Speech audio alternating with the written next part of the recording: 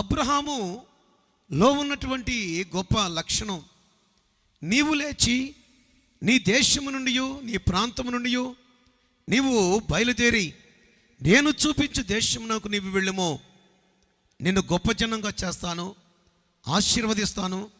మనందరికీ తెలిసినటువంటి యొక్క సందర్భంలో దైవ సేవకులుగా మనము నేర్చుకోవలసినటువంటి ఒక గొప్ప లక్షణం ఏంటంటే, ఏ క్షణములైతే ఎప్పుడైతే దేవుడు అబ్రహామును పిలుచుకున్నాడో అదే సందర్భంలో అదే సమయంలో అబ్రహాము తన యొక్క విశ్వాసమును నిరూపించుకున్నటువంటి వ్యక్తిత్వం కలిగినటువంటి వాడు.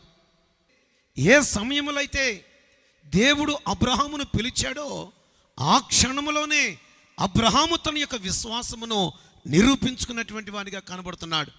కాబట్టి అబ్రహామును గురించి 24వ అధ్యాయంలో మనం చూస్తే ఏమండి, అక్కడ చక్కని మాట ఉంటుంది, అబ్రహాము బహుకాలము గడిచిన వృద్ధుడయ్యుండెను, అబ్రహామును దేవుడు అన్ని విషయములలో ఆశీర్వదించిన అనేటువంటి మాటను మనం చూస్తాం.